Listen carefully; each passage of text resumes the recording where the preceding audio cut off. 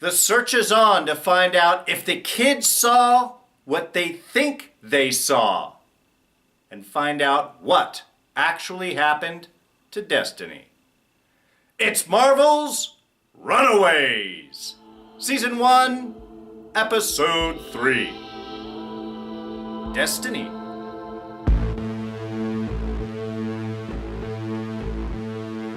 Hey everyone, D here, and welcome back to our continuing review of Season 1 of Marvel's Runaways. So, yes, of course, spoilers. They're next. Alright, Episode 3 opens up with our 10-year-ago flashback where we get to see the unfortunate after effects of Molly's parents dying. That this is why the Yorks end up asking Molly to come and live with them, which was very, very kind. Definitely part of the Pride group, it seems, known to all of them, but their death, very suspicious. Jeffrey Wilder immediately suspecting Tina, which makes sense. She's kind of a dark individual, but the burn on her hand. So we're starting to see a pile of bodies in the wake of this group, and certainly parts of the group acting without permission or without knowledge of anyone else. Apparently Molly's parents very well liked. So this is something I think we're going to be finding out as the season goes on. We'll be getting a little bit more information on exactly who Molly's parents were and why it seems that Tina had to take them out. But most of the episode, of course, dealing with the investigation into Destiny's disappearance. Was it murder? Is it just a disappearance? It's sort of what the kids are trying to suss out through this episode. And it is almost immediately sidelined with Carolina's reception of the email or the text from Destiny saying, "Hey, I'm in London. It's all great. It's all good." Of which Nico is immediately suspicious too. I love that. Have you seen Photoshop much? That could be completely faked. But so, yes. Whether they believe that this has actually happened or not, we are going to try and investigate, see how much of what the kids saw, how much of that is real, how much of that isn't real.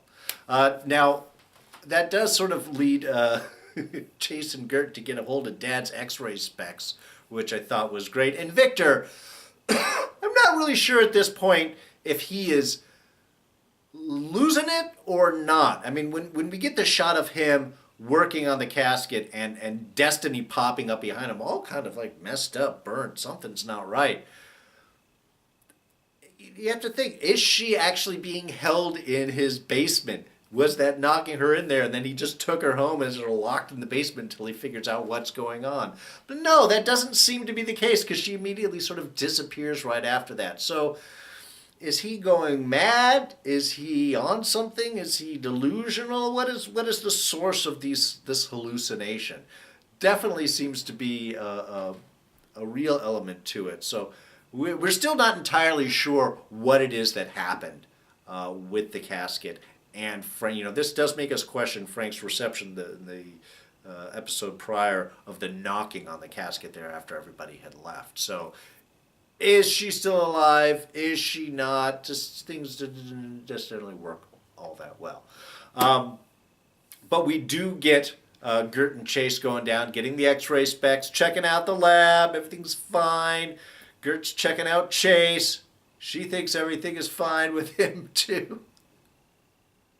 I love that expectation for he looks over and Chase is like, "Hey, what are you doing? What are you looking at?" Seems to be an appropriate reversal there of the paternalistic or the male-dominated approach on things. They're always checking women out. Maybe it's only fair that women get to check out men, too.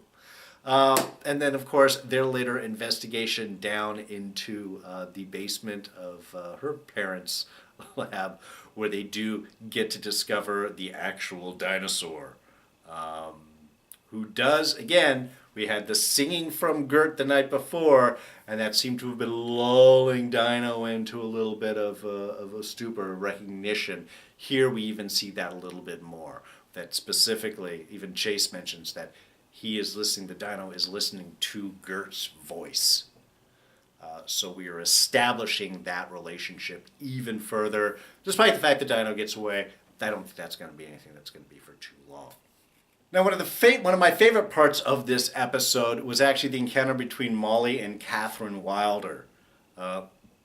As Katherine is trying to suss out, after Jeffrey found the pin that belonged to Molly, what does she know? Where does she go? I thought that was just a beautifully done sequence. I mean, we get the panic on Molly's side of, sorry, I'm having female issues. I feel some coming on right now. Then run into the bathroom. Again, not smart. You can't just escape. You have left your phone and stuff all on the table. So that run reaction, really a bit of panic.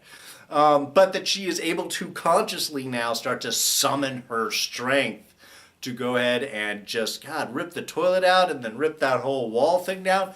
Not going for subtle at all.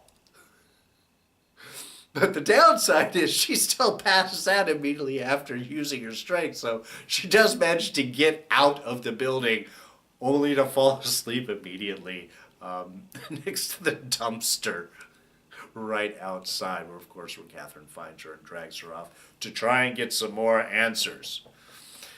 And what is she going to use to try and get some answers is the synergy formula that the Coates have been working with, Dale and Stacy, who, and again, we're seeing more insight into what this group is doing in a larger picture.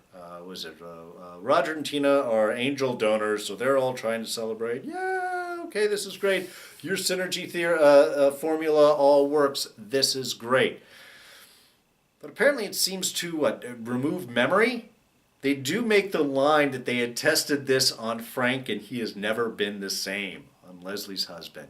So that might explain a little bit of why Frank isn't entirely with it. It's not the brightest bulb in the pack. But I guess it does make sense if this does help remove memories. PTSD, I think they were talking about a good potential use for it. This would be a way she's just going to dose up Molly. Oh, you saw something? All right. No, you didn't. Shh, and you're out. But I love Molly's reaction. I mean, again, adjusted beautifully. I'm sorry I wasn't being straight with you. You're right. I went out. They wanted to go raid the liquor cabinet, and I was supposed to go and check and see if you guys were still there, but you weren't. And hey, again, totally logical move for a bunch of kids, of teenagers to do. Parents are in a meeting, teenage kids, gotta go raid the liquor cabinet. The reality is, since Chase had already mentioned, I believe, that he had been sipping on his Jeffrey Wilder's bottle of whiskey that he had kept in his drawer or something over several years, does add a little bit of extra credence to it. But I loved how that whole setup thing happened, and I thought that I just loved that whole sequence. I love the overbearing assault from Katherine to try and find answers, really willing to go to extremes and drug and everything a kid in order to make sure that their secret is not uncovered, and that Molly really very quick in her response and able to come up with a very believable lie, which does get her out of danger. Oh, and of course I had mentioned Tina and Robert, the angel investors for the synergy formula. But yeah, a little more insight into how their marriage has worked out here, or not worked out here, as it is, as Tina is trying to establish a date night, almost wanting to repair things with her husband, but I guess moving at 100 miles an hour and taking off your panties at dinner might be moving a bit fast for someone who has been shut out for 2 years. Again, 2 years we're bringing up this death of Amy, that there is this larger connection. Of course, losing a kid's going to be a big, horrible thing also. But apparently reverberations off of that is that their marriage has gone completely sideways since that has happened. But also maybe one of the reasons why Robert isn't so reactive to Tina's moves against him is the fact that he's the one having an affair with Victor's wife. and in fact wanting to kind of, now that the whole pride thing has been done and the last sacrifice has been done, that they can maybe go off and have a life together. Well, that's Roger's plans, not so much of Janet's, who isn't ready to sort of throw her marriage away, or is too scared of her husband, too scared of Victor to be able to make that move, doesn't have the confidence right there. So yeah, a lot of dynamics going on here with everybody's relationship. But that cutting of dinner short does sort of endanger Nico and Alex, who are dealing with their own issues of snow in Mom's office. Which, again, another great sequence. I think this is really where everything starts to really kind of kick itself off into the next level. Because this is where we get Nico looking through her mom's office, finds her sister's diary, and more to the point is able to release the security off of the wand or head or whatever that thing's called right now. I don't have a name for it yet. Because not only does she get to insight that Mom's been hiding something from Nico, but that Nico can make it snow in the office. That there's definitely something next level on with this object. It is quite logically magical, which is kind of funny that we have a magical object being held by an individual, Tina, who seems to be the sort of tech genius. She's created all these computer programs and interactions and stuff like that. So I think it's kind of an interesting insight that we have the sort of tech and magic both living inside of Tina here. Alex getting called over because we need some big brain to sort of figure out how to make it stop snowing inside the office. How do you do it? Well, you have someone other than Nico hold it. As soon as Alex grabbed it, that seemed to cut the magic out. Now it's just time to try and clean up and to cover things. And first off, I don't believe them cleaning up all of that snow without damp puddles and stuff everywhere in that office. I'm going to go with it because I like the sequence and I like the hustle. But yeah, don't really believe they were able to get that all cleaned up in that amount of time. Also, Nico's plans for covering up of why they are both there, that they're making out. And I don't understand how she's like, turn around while I take off my shirt, but then I'm going to be on top of you with just my bra on, which you could have seen just standing there anyway. But again, you get a little bit of angst, you get a little bit of teenage insecurities and stuff going on here. It does sort of work, but I agree with Alex at the end there. I don't think that was entirely an act. And certainly after the kiss and Nico's little smile walking away, there definitely does seem to be something between these two, which I like. So ending kind of on a positive note there, but still the mystery deepens again, where we find out that Destiny's body has been discovered on the beach. She is certainly not in London. She's dead. How she ended up there, well, that's something else we're going to find out. Oh, and I have to say, it makes a lot of sense, actually, that you would have Robert and Janet kind of, coming together. I mean, both of their spouses, both of their partners, very dominant. Victor and Tina, very strong, very dominant. Very much kind of casting away the importance and existence of the partners whenever it's convenient. So it sort of makes sense that Roger and Tina would Roger and Janet would sort of come together. Now, obviously for Roger, he's looking for something maybe a little bit more permanent. This is something that they can continue on.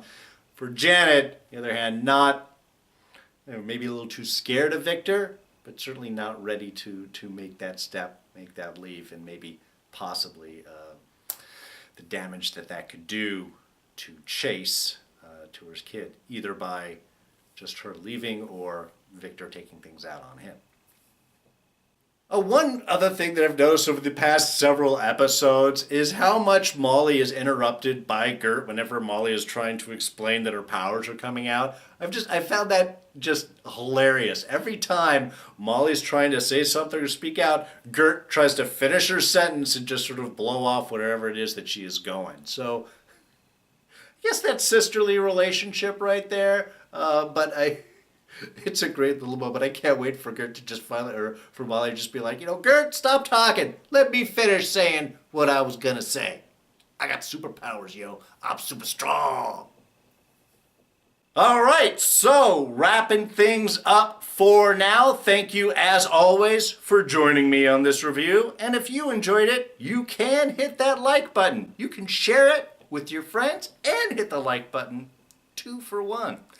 Plus, any comments, anything like that, thoughts on the episode, throw those down in the section below. Catch me on Instagram and Twitter at Darren Jakes. Subscribe with this button and check out reviews right here. All right, thanks so much, y'all. I'm D, and I'm out of here. Catch you guys next time. Bye-bye.